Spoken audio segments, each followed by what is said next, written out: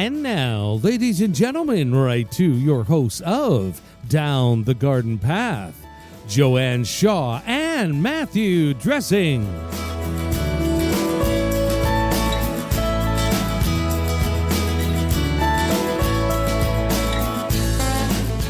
Hello and welcome to the 9th season of Down the Garden Path, where each week we discuss down-to-earth tips and advice while doing our best to help you seasonally manage your garden and landscape. I'm Joanne Shaw, owner of Down to Earth Landscape Design, and with me is my co-host and co-author, Matthew Dressing. Hello there, Matt. Hey, Joanne, and hello, everyone. Thank you for joining us. I'm Matthew Dressing, owner of Natural Affinity Garden Design. As landscape designers and gardeners, we believe it's important and possible to have great gardens, which are sustainable and low maintenance, and we want to help you make it happen. That's right. And with spring fast approaching, it feels like it today, and warmer weather upon us, we're getting excited about heading out into the garden and getting started. Tonight, it's our April in the Garden episode, and we're going to talk about all the do's and don'ts in your April garden. So what garden projects are you looking forward to this April? Have you started working out in your yard or garden yet? I hope not. And you can write us here at Down the Garden Path podcast at hotmail.com with any of your questions, and we look forward to hearing them. Also, don't forget to stick around for the end of the show for our new Stepping Stone segment, where we will answer some more listener questions and give you timely tips for your garden and landscape. Although that's what the whole show is about, right, Matt? That's timely right. tips. Timely tips. Yes. Your April garden. That's right. So yes, it's today, it's still cool though. It is still cool. I think we hit here today, was it 9 degrees Celsius? I don't know. I think we just kind of hit 9 for a little bit of a blip, and we're dropping back down fairly quickly. So It is definitely a tease. There is definitely still some time to go. Yeah. But I know I stepped out of the front door this morning and wow, it is, even early in the morning, it was still like 7 o'clock, but I was like, oh, this is nice. This is going to be a nice day. You could feel it. Yeah. Well, I think the rain that we've had over the last few days has, all the snow for the most part, still those kind of shady north. If you still have snow in little spots in your yard, then that area doesn't get very much sun. But for the most part, right, the snow is gone. So we can start designing and measuring sites. So the design season officially kicks off, I think, this week with people we've been holding back because we can't see if there's snow. So yeah. That's right. So don't hesitate to call your landscape designers to help you with your design dilemmas, including Joanne and I. We're willing to help as well. Right? That's right. Or we can do a pitch to our Patreon that if you wanted 20 minutes or so with 2 landscape designers, right?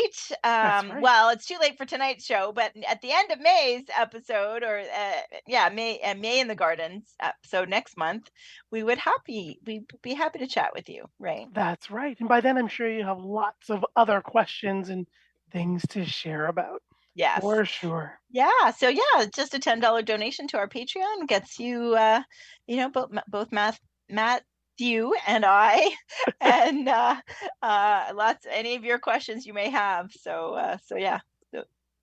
That's right. An excellent plug. So I think the big question on everybody's mind is, when is it going to be safe to plant? And I think we had a little bit of that last week, but it is still April, right? So right now, technically being March, we still want to wait, but April can be hit and miss as well. It looks like we might have, what do you think, a little bit of an earlier season? I don't think it's going to hold too long. The long range says we're going to be up to about 10 for the next week or two. But that's Mother Nature, right? So you never know. So really, you really do have to play it by ear. We're going to have to watch the weather as it goes. But like we said, we might be eager to get out into our garden. And do we want to be doing that yet? And the answer is no. Even with all that nice snow melting, We might have some areas around our driveways where we can just kind of reach into the garden because, we always say never stepping on frozen or wet soil, just the betterment of the garden. Remember, there's still little bits of areas we might clean up, but there are lots of insects and other beneficials who are still long asleep and waiting. So we're going to have to wait to plant, and we still want to wait to clean up. Right. Yeah. Especially today. Yeah. And the cleanup, I think, always happens for people prior to the planting even. Definitely. So definitely, and sadly, I saw some people in Facebook groups yesterday took advantage of the sunnier day, even though it was cool, and raked their lawn and did, and I'm like, no, you're just making room for lots of weeds. And were they here though? Were they like from our area, or I think was it so? like Yeah, North there was Carolina? no, there was a Garden Ontario site, and yeah, I think they were our people. So some of those sites, but yeah, so people are going to do what they're going to do. We are here to just advise you why you shouldn't. Yeah, so we'll just go through some of our different categories, and and kind of and of course we want your questions. So I know everybody's eager. We've done shows lately all about indoor plants and things, so we're happy to talk about outdoor situation as well, even though if it's telling you to slow things down a little bit, right? That's right. So don't rush out there to get it all done in the next 2 weeks. We still have time that'll be to your benefit for sure.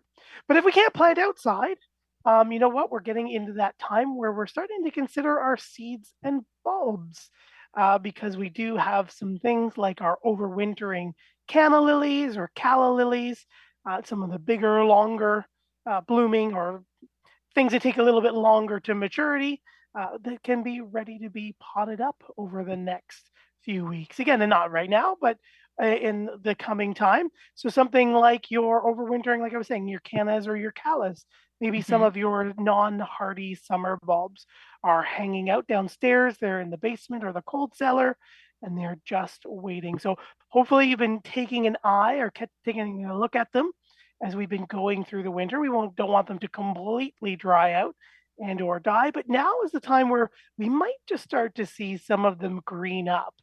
And usually mid to end of March is also a period with things like our cannas can do that. And we can get a jump start on their maturity and the time that they flower by planting them up indoors in a sunny window, or even not a sunny window, even just a north or an east window, where we do have some light because they're going to be asleep, they're going to be potted, where they can just slowly warm up and start to grow and stretch their legs. What about dahlias, Matt? Yeah, you could start dahlias. I like to start dahlias though a little bit closer to like mid-April.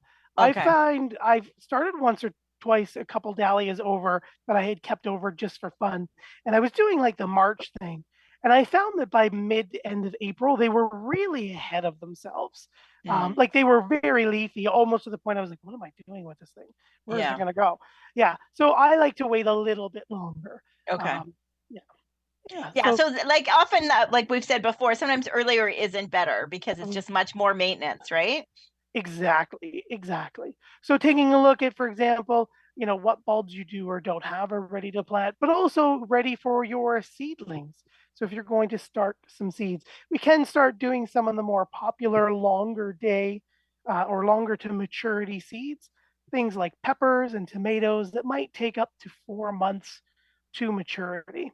But again, we're going to start them not today at the end of March, but in the next couple of weeks. It's always, again, best to look at your package and take a look to see which variety or cultivar or hybrid you have that is going to be best started when. Yeah, so if it says 8 weeks before the May 2-4 weekend, we're almost there now. I think we're actually kind of 9.5 or just about 9. But we're March 27th, so March, April, and then into May, we're almost about that 8-week period. So looking for things that are on our seed packages, saying 8 to 10 weeks away. I have a talk coming up, and I'm actually going to be starting some tomato seeds in 3 days' time. And what we're going to do is we're going to grow some little micro dwarf tomatoes. Julia DeMacos was talking to us about some of her small ones. So I've picked up some red robins and I'm going to start them. And they're determinate. They only get 8 inches tall and 8 inches wide. And I can just succession plant those growing indoors under lights or in a window. And they'll very quickly reward me with nice little cherry tomatoes all season long and take up almost no space. Okay. So red robin, eh? So where did you get the red robin from? Where did I get them? I think I got them from West Coast Seeds. Okay. I got them from West And they Coast were dwarf? Yeah, they're micro dwarf tomatoes. So they're very, very small. And then they're determinate. So determinate means they're basically going to flower and then fruit all at once. Whereas our indeterminate ones will continue to grow like a vine and trellis and flower and trellis and flower. Yeah. Yeah. Okay. That's great. Keeping a lookout for those things that you are growing. Yeah.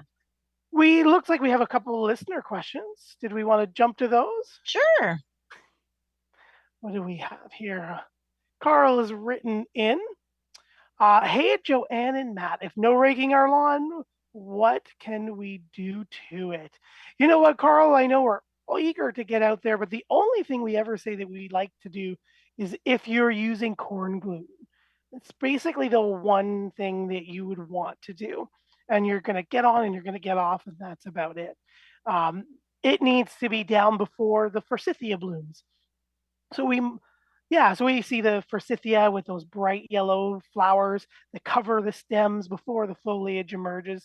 That's when we see our crabgrass germinating as well. So as the forsythia blooms, our crabgrasses, which is the main thing we try to control with our corn gluten, that becomes almost too mature for really that pre-emergent to affect. So getting out there in late March or early April, we can put down our corn gluten as the snow melts and get that ready so that when the crabgrass does start, they get stopped by the pre-emergent. Note though, for anybody who is maybe trying corn gluten for the first time or who hasn't heard about it, corn gluten is a corn byproduct. You do want the corn gluten, not the corn meal. The meal tends to be processed a little finer, doesn't have the protein in it that acts as the pre-emergent in the quantity that you want.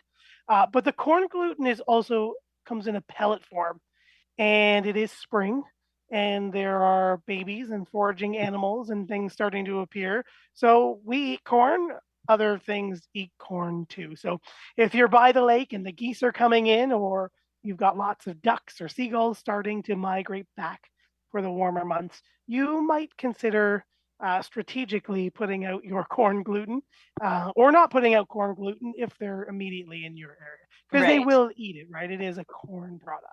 Yeah. Will they eat it? Like, so they're going to eat it off the lawn? Like, doesn't it kind of gets watered in a bit though, doesn't it? Eventually, it does kind of break down and become mushy. Yeah. If it's still frozen or very cold, it will take time for that to happen.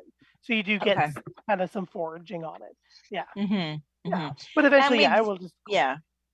And we've spoken before on the show that, people are used to like instant, like putting something down and instantly rewarding ourselves. But that's not necessarily the case with corn gluten, that you do need to kind of build it up in the lawn. So, applying it in the spring, applying it in the fall, and then applying it next spring before it really starts to, it's an accumulative effect.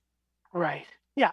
It'll be stronger the more you put it down. So like in the fall and the spring, just like you said. Okay. Exactly. And ideally, it's a component of your overall lawn program, right? You want to apply it down, and so that you can feed the soil, you can prevent weeds, giving your grass the strongest start. And then as long as we take care of our grass, make sure it doesn't go dormant, we're not feeding it or trampling it too much or being on the wrong time. Corn gluten will be a piece to that puzzle to get that grass nice and thick and fight for itself. Help you eliminate those weeds or keep them away. And it's weeds that are from the seed, like crabgrass. Is that a good, right? Crabgrass and some of the other ones that. Yeah. So the perennial one. So we always think like dandelions in the lawn, or, the plantain, that little mini hosta one with the tall spikes, or clover, things like that, right? Those perennials already established weeds, this will have zero effect on. So you would want to remove those physically or chemically and get rid of them, and then apply your corn gluten to the exposed space. and then that'll help prevent them while the other things grow. The other thing to say is it also will stop grass seed. Right. So you can't corn gluten and grass seed at the same time. It'll stop all seeds. Right. So there needs to be a gap between when you put the corn. But you do need to do the corn gluten first, though, right? Because grass seed, it's still too cool at night to do grass seed anyway. Right. When we're thinking like mid to end of April, yeah. Or again, depending on when we get some warmth, and it might be early May. It depends on how our spring goes.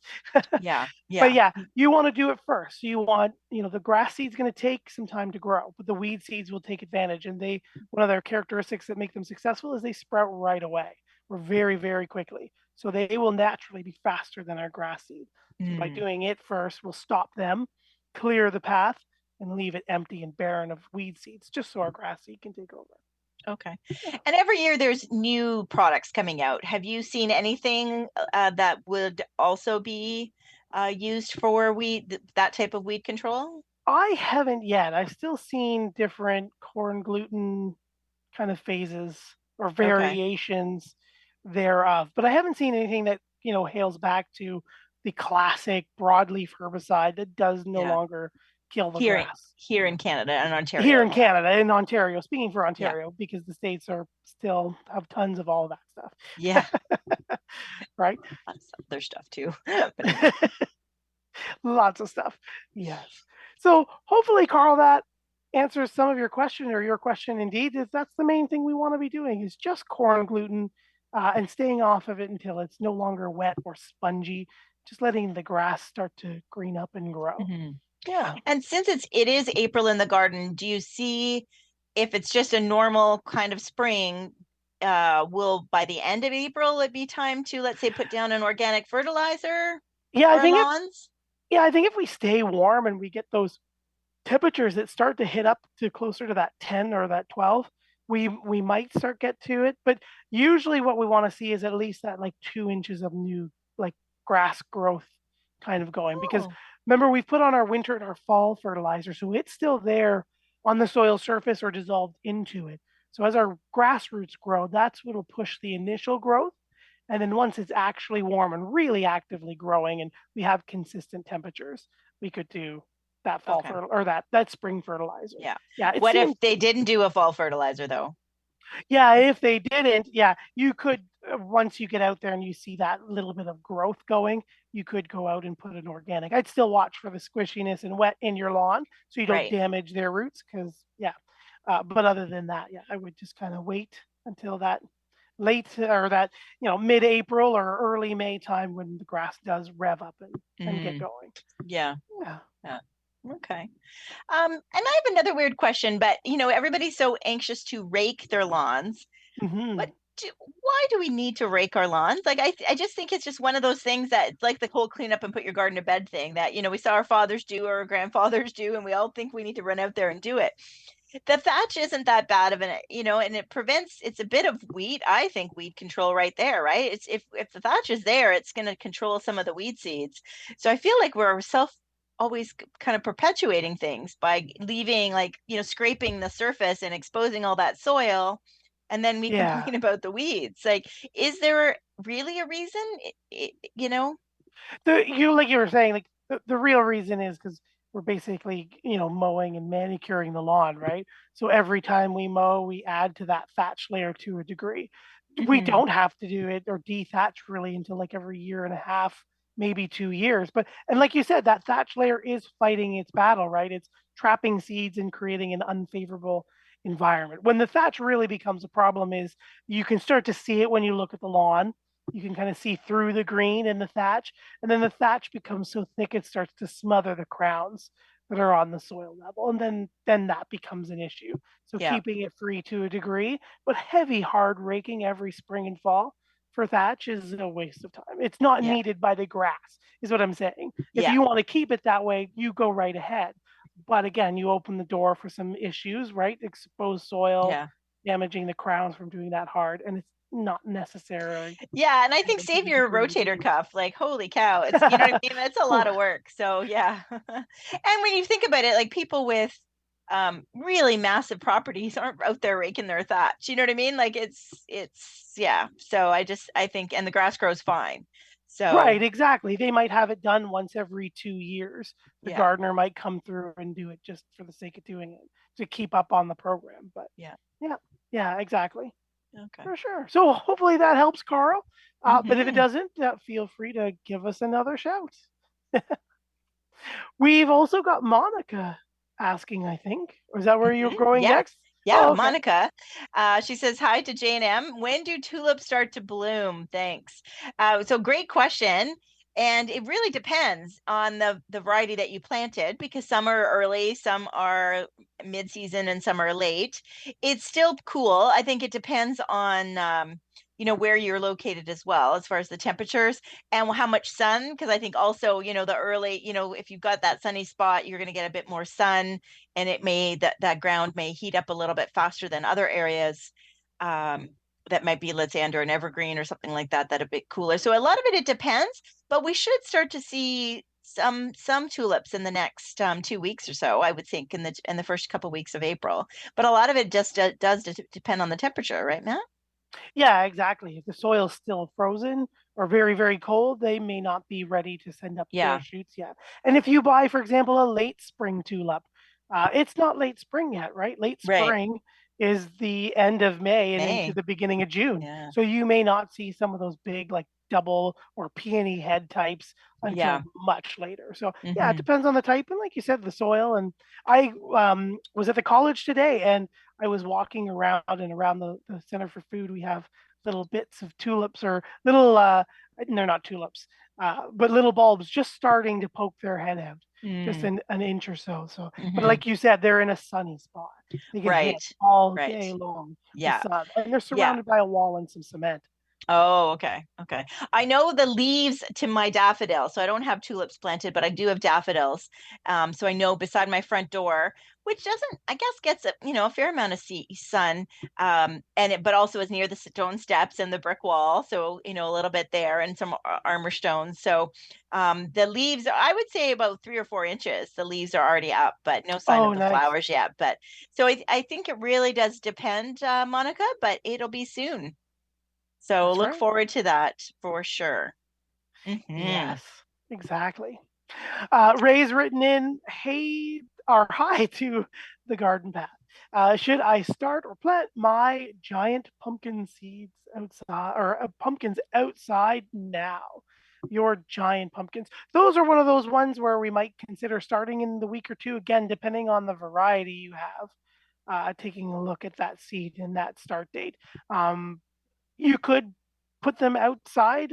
Um, I wouldn't though. I would start them inside, and we get that little bit of extra month and a half of growth, or a month of growth, and then harden them off like regular. And then they'll be that far ahead, Ray. Okay. You don't have to take any risks or anything with them. Yeah. Safer way to go, Ray. And especially because we still need to we keep talking about doing a pumpkin show, and we still need to talk to somebody about pumpkins. Yes. So yeah, let us know, Ray, if you want to be how you're making out with the giant pumpkins. You could be a guest on the show. I know you're an avid listener for us. And Olivia sent us a lovely message, Matt. Hi all. Happy spring. We all have waited for this time of year. I'm going to listen to your radio show every week this year. That's great.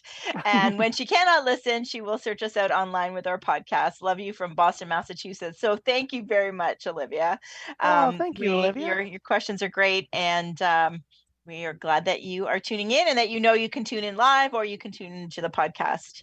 And always email us a question or post it in our Facebook group. We would love that. And Olivia, this year we've actually launched the podcast onto YouTube. So if you need to, you're not a podcast listener, but you're a YouTuber, you can check us out there too. And we post same time it becomes live on all the major podcast providers. So yeah, it's very cool. Thank you, Olivia. Who else do we have? We've got Eric is asking more about the lawn. Oh yes. So Eric, no. At least rake our garden beds now and not our lawns. No, because remember, Eric, we have a lot of overwintering beneficial insects, especially native insects, that are in our leaf debris, because this was once the Carolinian forest bordering the boreal forest. So all of our native guys they tend to be leaf dwellers or hide in the forest floor. So yes, I know it looks really ugly, but until we start to see 10 degrees regularly at least during the day, and not below 0 at night, we want to make sure that we're leaving them there so they can naturally wake up. And we don't dispose of the army of ladybugs waiting to kill those Yeah. aphids that we've been dealing with. Yeah, for sure. And also think about how much snow we've had, how much rain we've had, Eric. So walking on the lawns and walking on the gardens right now, even if you've got some mulch down, that's a lot of compression. That's a lot of one, you're killing the insects, and two, you're just compressing all the soil. So then when we get more spring rains, then it just runs right off, right? It's not being absorbed. So there's really, I mean, if you can stand on the side, of the road or the the garden, like from a walkway or from the driveway or whatever, and reach in and grab some litter. That I did that today. Actually, I went for a walk and then I picked up the litter. I tend to get a ton of because I'm a corner house, so I get the litter blown in. So I was standing, on the curb and picking out things and stuff like that. But for the most part, it's still March, and take advantage of it by going for a walk and enjoying some, trails and that type of thing. But as far as our own gardens, we really should just be patient. Yeah. And remember too, leaf litter is, as it dries out, even now, it's still a protective layer. So even when we normally would have snow to insulate everything, now our leaves are our last defense. Yeah, cool. But good question. Thank you, Eric. For sure. Thank you very much. Don't forget, we have all of our April timely tips and then some in Down the Garden Path podcast, a step-by-step guide to your Ontario garden, whether you're in Ontario or like Olivia in the same zone down over in Boston, Massachusetts. Don't let the word Ontario scare you.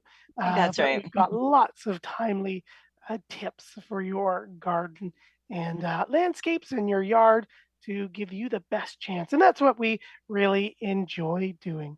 So thank you everyone for joining us here on Reality Radio 101 Live. Thank you as well. If you're listening to the podcast, yes, Tommy, we are on YouTube as well. So you can find all the past episodes on YouTube as well as your favorite podcast provider. And while you're there, don't forget to hit that subscribe button to be notified of new content. And don't forget to like, share, and leave us a comment. We love hearing from you. And if you're a new listener, I'm Matthew Dressing here with my co-host and co-author, Joanne Shaw, and you're listening to Down the Garden Path here on Reality Radio 101. So thank you, everybody, no matter where you're listening from. Don't forget, you can write us here at any time, Down the Garden Path Podcast at hotmail.com. And we do our best to timely return your emails and tips and tricks and advice. So before we move on away from maybe some annuals or bulbs, some of the smaller things we can plant now, have you and the boys decided what you're going to grow just quite yet? No, no, I've been very inconsistent. So I've kind of got my lighting set up. I moved because we grew basil and parsley in our little arrow garden. Yeah. And it got too big. So we moved it downstairs to the light. But now that it's downstairs, like we forget to use it for cooking, it's laundry. And I have to admit, I planted, I think it's onions. That's what I did. I'm like, I started something and I don't remember what it is, but now I remember they were tiny, tiny little seeds. So I did. So they have started to sprout. And I haven't decided which tomatoes, what I want to do yet. But I love the idea of the indeterminate and having consistent tomatoes. But even the cherry and the grape ones, like it's so much work making the height of them and maintaining them, because my space is so, like, it's just that little tiny strip before the concrete of the pool. So it's just so limiting, right? So no, I haven't.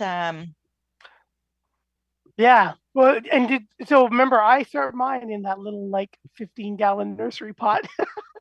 So maybe. And did you do the onions? You were talking about doing the Walla Walla onions, but doing them outside and cold. So did you do them or did they indoor? I haven't checked on them, actually. I did. Were you supposed to check on them? I put them in that salad container. I put them.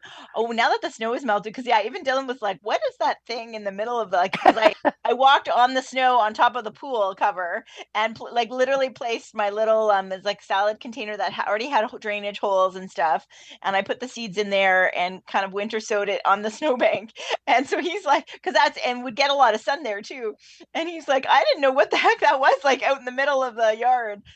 So I have not checked on it. That's a thing, right? Out of sight, out of, like, for me, I'm brutal, right? Out of sight, out of mind.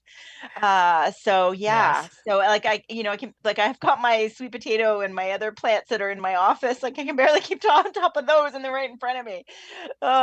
So yeah. So I haven't kind of come up with all my things. I did buy some more.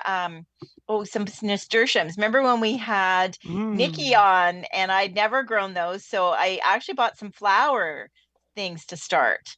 But it is still too early for those too. So that's the thing. All the seeds come out, but then you've got to wait. Yeah, and nasturtium is one of those ones that we can start doing later in April for sure. Right. That's going to be like a 6 to 8 week, or Yeah. at least a 6-week one to go. And Yeah. and what yeah, no, that's great that you did the nasturtiums. That's always been one of my And cosmos too. So cosmos. Yeah. Cosmos. Yeah. Yeah, and then nasturtium, remember too, it's if you haven't grown nasturtium and you like something spicy or peppery, the entire plant is edible. Flowers, leaves, and even the immature seeds, and they give you a little bit of a kick. So that's cool. Yeah. Sure. So it's still on the edible track for you. That's right. That's right. How are your peanuts doing? They're exploding. They need a new home. I think they're about to flower. It looks like some flowers are about to start, or she's going to go into that mode. So I need to pot her up. And I've removed our little invader from last week. Oh, yes. To eat our peanuts. Last week I posted a video on Instagram and some pictures, but I found everyone a Japanese garden beetle live moving around my seed trays in my light tower. I must have grabbed like a handful of compost. Yes, inside your house, like inside the apartment. Yeah, exactly. So I grabbed it. I must have brought it in and potted something up just at the last minute. And she spent like since fall eating roots from whatever I planted or whatever's in the material, and woke up and started crawling around. I was like, oh my gosh. I think it's actually technically a boy, but he's still alive. I've got him like a little insect jar feeding him. So. You didn't kill him. I guess that's a horrible thing to say. You didn't kill him yet. What are you going to do? Like release him? Well, I think he'll die before then, but I'm just kind of watering him and feeding him. And I think that if he came this far in the middle of March. So Matt now has a new pet. Yes. All right. Some insect love. Oh, goodness gracious. Yeah.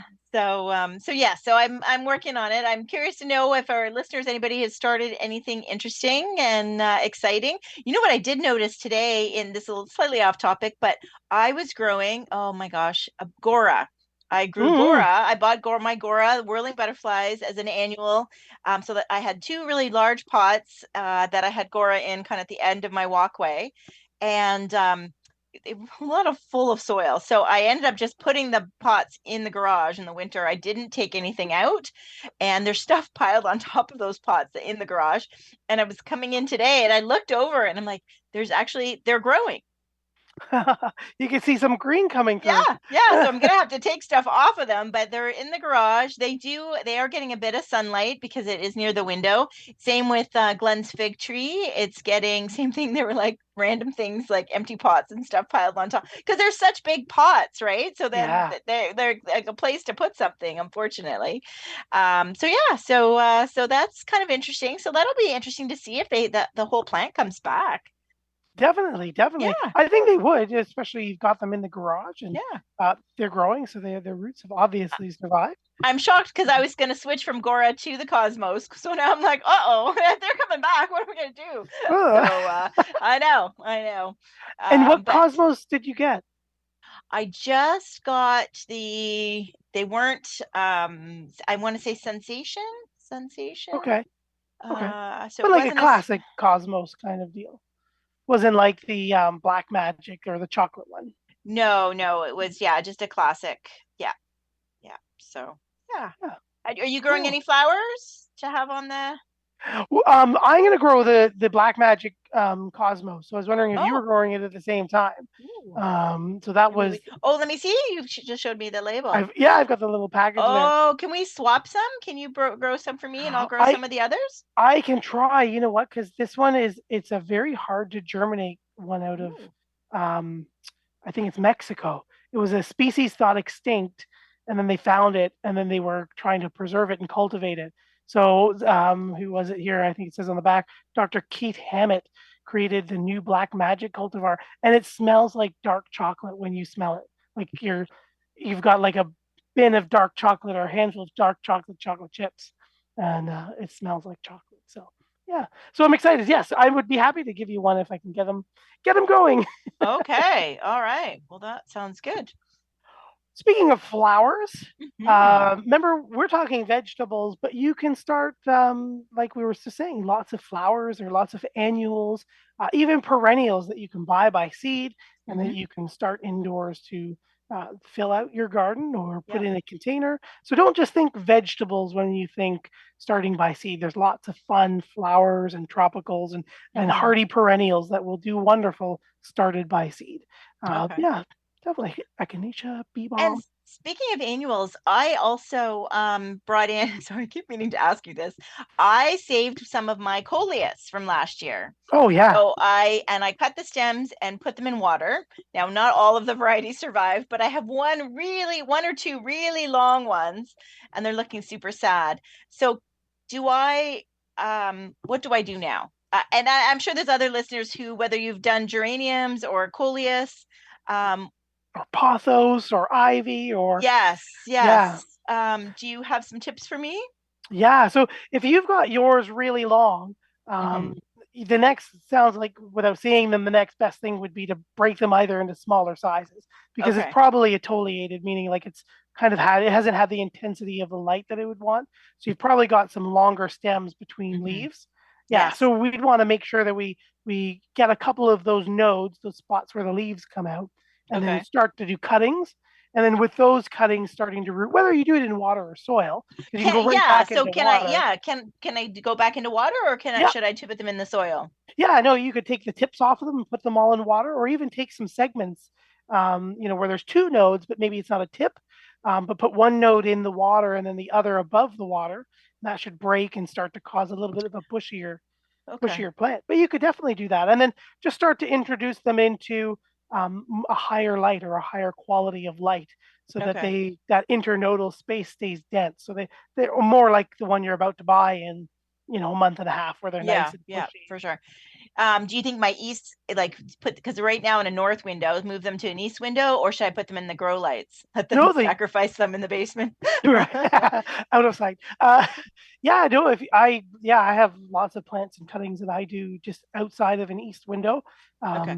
Yeah, I maybe wouldn't put them right in the east window um, until they got like a few roots or root initials started, Okay. so that just as they get the direct east sun, they can really pull up the water as they need it. But yeah, Okay. no, they make some cuttings and give them some Yeah. better light, and they should fatten up and keep going.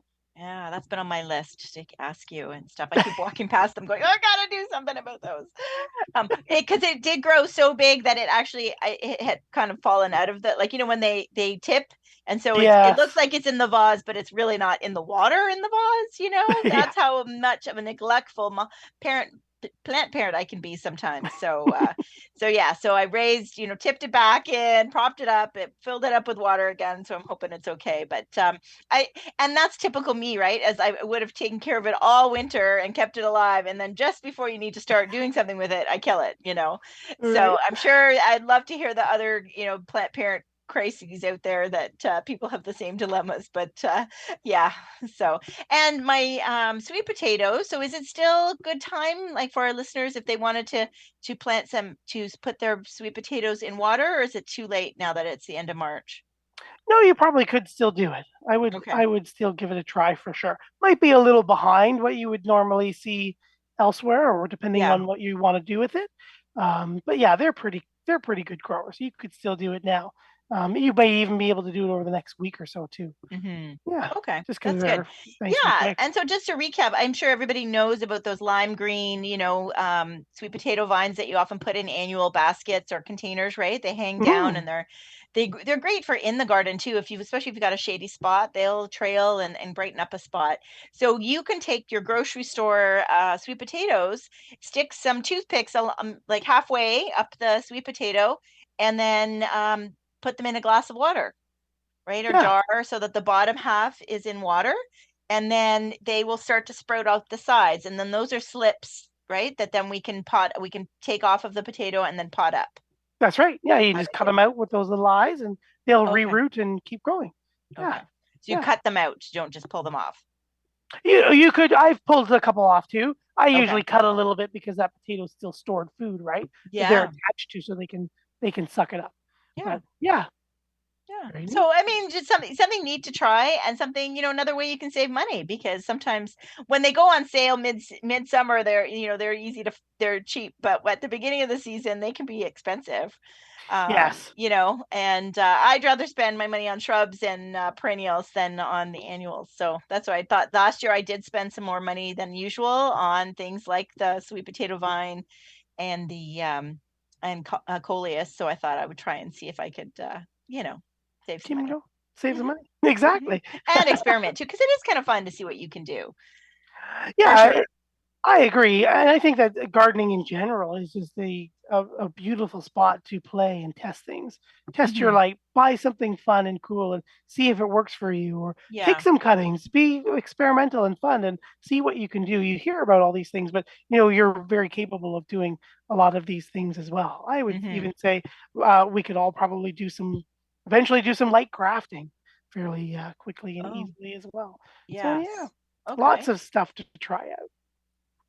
Just before we leave seeds, there are some things that we could, like I was direct sowing in the container, right, of the onions, but can we start putting like spinach and radishes and kale by the end of April in the ground? Yeah, if the ground is workable, our containers are workable, we can definitely start to plant out our cool season crops. These cool season crops, like you said, like the lettuces and the spinaches and things like that, they're going to thrive in the cool weather versus the warm weather we're all looking forward to. So when it's a little chillier, floating around 10 or above, 10 to 14 kind of thing, they can survive outside. Now, again, they are annual, so watch. If we do freeze, if we're still getting freezing temperatures at the end of April, we might need to protect them, or we might need to bring them in. But if we give them a good cover, a nice frost cloth or frost blanket, or even make like a little grow tunnel over them, you can keep some of that frost off of them, as long as the rest of it doesn't freeze for a long period of time. Right. And even then they can take a little bit of light, but we want to keep them productive and flavorful, so we don't want that to really happen yet. Right. Yeah. Okay. But you can definitely do that. And then so we go to annuals and perennials. So we do want to remind everybody to let the stems from your plants and your perennials, your ornamental grasses, just leave it be. Just picture that there are little hotels for plants and bugs and insects in there. So you do want to wait till the temperature warms up before we start cutting them back. The birds will eat from the bugs and things like that. So you're really benefiting a lot of things by doing that. We do have who is it that Walt just asked about putting fresh mulch around our perennials now. I still say no, Walt, because that still means you're going to be walking around and tromping on the plants. So I think you can hold off for a little bit longer and until the soil especially dries up. And then there's plenty of time to do the mulch. Yeah, exactly. Just let it warm up and dry out again, because there's still plenty of time to do mulch. And that's one of the benefits of not raking your leaves, right? Is that they're going to fall in there, they're going to act as that house, but then they'll actually be a mulch now when you're worried that you're going to miss that time to do it. So yeah, you could definitely do that. Speaking about annual, go ahead. No, I was just going to say, Steve wants you to hang on and save that beetle and start a beetle farm. So that could be a whole episode, Steve. So Matt says, save that beetle, start a beetle farm. Folks are loving these guys dipped in chocolate, it's a thing. So thanks, Steve, for that. I don't know about Japanese beetles, but hey, Matt. Steve, is that a thing? Oh my gosh. It's a thing. Beetles, crickets, I have some chocolate chips I could melt over it. Yeah, Maybe yeah. almost surface cycle. Yeah. Very good. Thank you very much, Steve. Yes. But as Walt was thinking about fresh mulch, it reminds me, just looking in our little tip book, we can start to get into refreshing some of our thawed out containers as April continues to warm up. We might consider refreshing our containers ahead of time. I know my containers are starting to thaw out just a little bit. They're also in big black containers and sit in full sun. But the upper layers are starting to break away and crust. So I might be able to change in the next couple weeks, take some time to take them down and empty the soil. And you want to make sure that especially if you've got like the peat based soils, you want to replace them every 2 years or so. Even every year is even better because you've got the peat that is fully formed and there. If you do let some break down like I do, I would add some more amendment like a compost or an organic matter to it just to make sure that it incorporates that broken down peat. Okay. But yeah, definitely containers are going to be thawed out first before of your ground.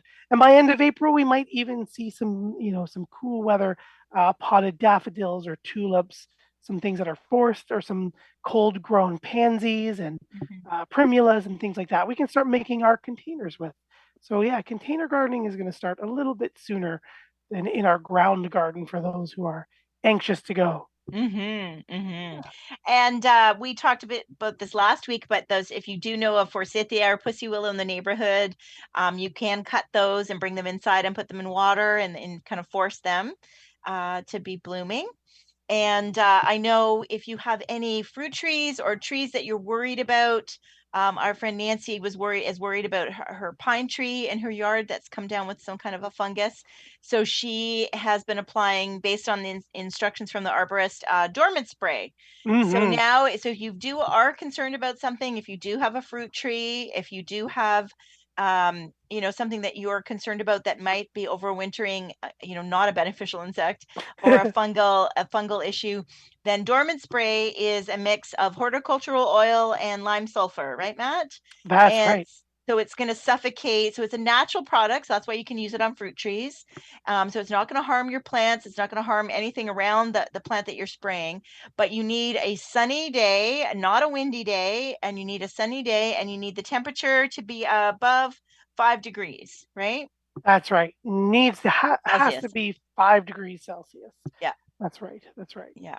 And then you only have to do it once. You don't have to keep reapplying. Because I'd forgotten that, because I said to her, she did it, and then the next day it rained. And she said, no, it didn't say to reapply. It said it just dried. It was warm enough yesterday and sunny enough that it would have dried. And so that would be good. So that's something as far as maintenance in the bigger plants for those that are keen to do something. The other thing that I recommend that is something to be careful of, because it does involve walking on your garden, even though I just told you not to do it. But if you have very large limelight hydrangeas, any of the panicle hydrangeas, right? Yeah, hydrangea paniculata. Yeah, that's, or lime, or like hydrangea standards that you want to control the size of. Now is the time to go and trim those back. I don't recommend you trim them all like really low. I still recommend you leave you vary the heights of the stems. But if they've gotten a little ahead of you and we want to like while it's cold in March and beginning of April, we want to trim them before the leaf buds start, so that you don't delay blooms. Yes, you can trim them in April or May, but you will probably then delay blooms a little bit. Yeah. Yeah. Excellent tip. One thing to remember too is if you didn't service your secateurs or your pruners as you're heading out to cut your limelight hydrangeas, make sure that you give them a good disinfection. And it's always good to give them a nice sharpen, right? Much like us, the sharper the cut, the quicker and easier we are to heal.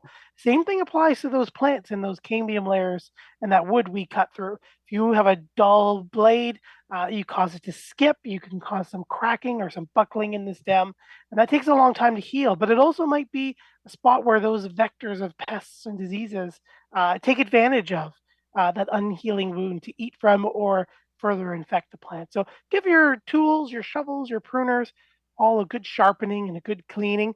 I always like my grandfather said, give everything a nice sharpen and then put them in some good oils and then dip them in a thing of sand. to keep yes, them a bucket of sharp and sand. Yeah. keep them sharp, keep them upright, Good idea. and have that oil still on them, and protect that and keep them dry and prevent things from rusting. So Yes.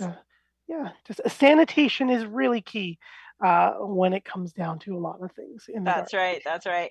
So that's many of these tips, everybody, have come from our book that Matt mentioned halfway through there, Down the Garden Path, a step-by-step guide to your Ontario garden.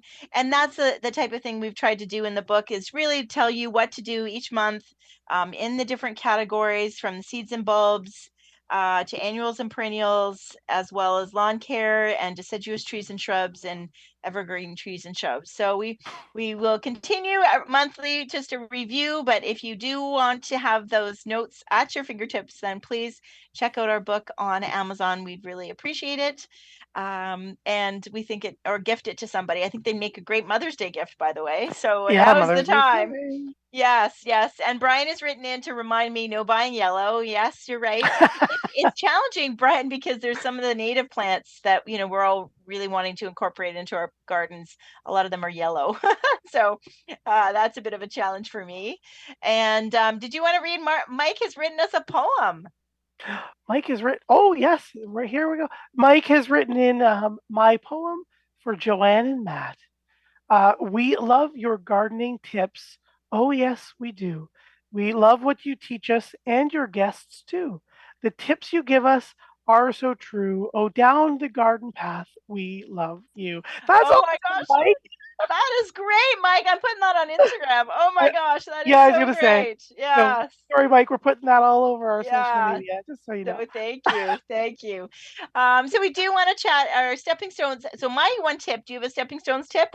Even though I know the whole show is about tips, but I did something today that I thought was smart. Remember, I said I went for a walk, and because we're the corner house, a lot of and my garden goes right to the road. So a lot of like the leaf debris and all along the curb gets all like the leaves have all started to decompose and they're like black and mushy. But I do know when it rains really hard, they're preventing the water from getting to the drain quickly.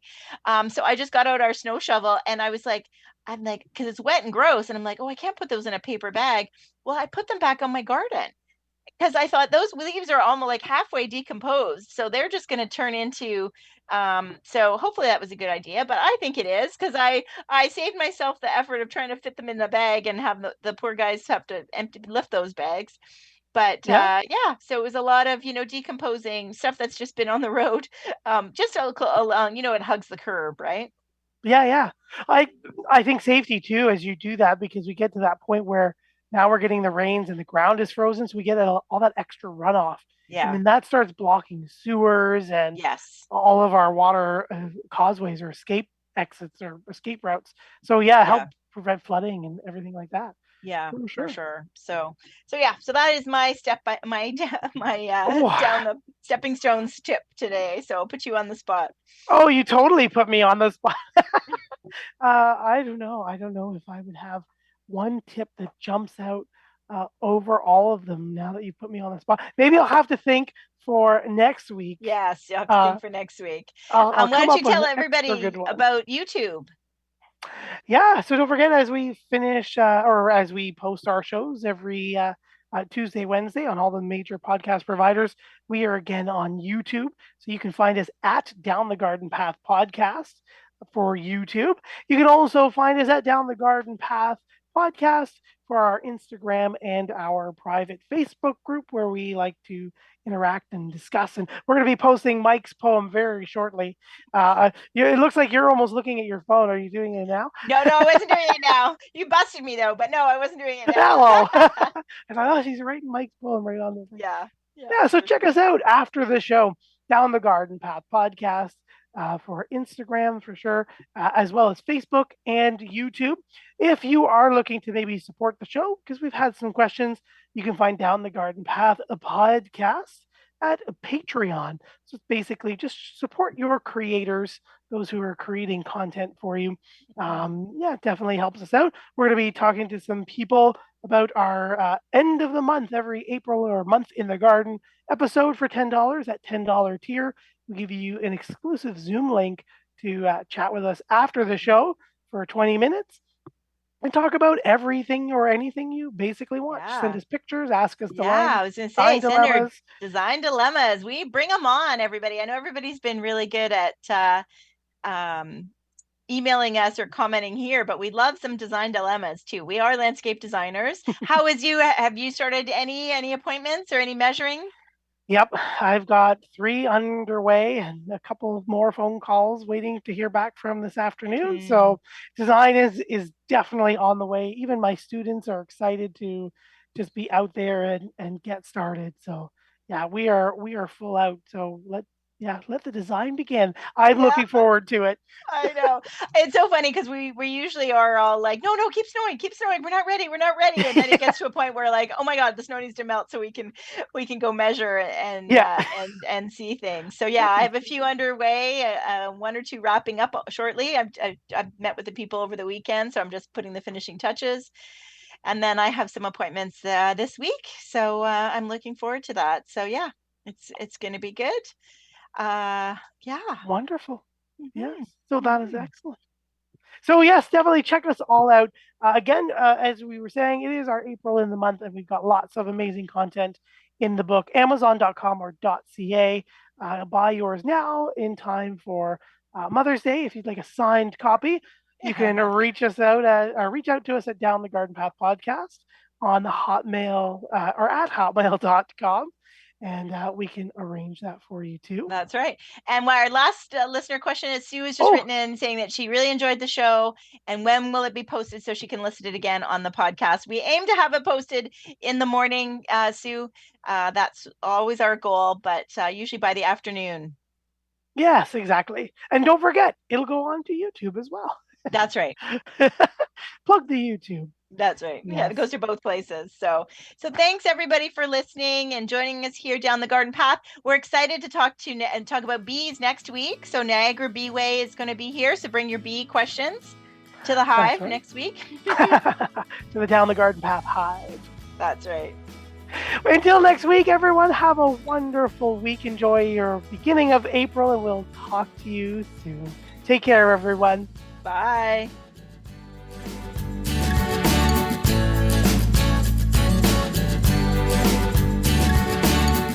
Thank you for listening to Down the Garden Path with your hosts Joanne Shaw and Matthew Dressing right here on Reality Radio 101.